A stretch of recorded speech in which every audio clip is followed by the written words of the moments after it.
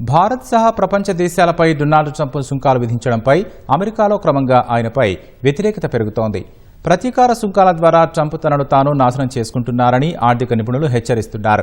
Trump సుంకాలు పూర్తిగా అవివేకంతో కూడిన నిర్ణయమని ప్రముఖ ఆర్థికవేత్త John Hopkin university professor Steve హామ్కే అన్నారు. ట్రంప్ ఆర్థిక గణాంకాలు అంచనాలు పూర్తిగా తప్పని అభిప్రాయపడ్డారు. భారత్ ఎగుమతులపై 50% సుంకాల విధింపుతో ఇరు దేశాల మధ్య వాణిజ్య ఉద్రిక్తతలు నెలకొన్న వేళ స్టీవ్ హామ్కే వ్యాఖ్యలు ప్రాధాన్యం సంతరించుకున్నాయి. ట్రంప్ సుంకాల విషయంలో భారత్ నెపోలియన్ సలహాను పాటించాలన్నారు. శత్రువు తనను తాను నాశనం చేసుకునే ప్రక్రియలో ఎప్పుడూ జోక్యం చేసుకోవద్దని సూచించారు.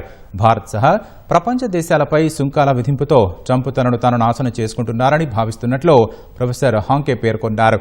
ప్రధాని నరేంద్ర మోదీ, విదేశాంగ మంత్రి జయశంకర్ కొంతకాలం పాటు వేచి చూడాలని, అప్పుడు ట్రంప్ ఆర్థిక సౌధం పేగమెడలా కూలుతుందని ఆయన అంచనా వేశారు. అమెరికన్లు జీడీపీ కంటే ఎక్కువగా ఖర్చు చేస్తున్నందున వాణిజ్య లోటు భారీగా ఉందని, ట్రంప్ ఆర్థిక అంచనాలు పూర్తిగా తప్పని ప్రొఫెసర్ స్టీవ్ హామ్కే స్పష్టం చేశారు.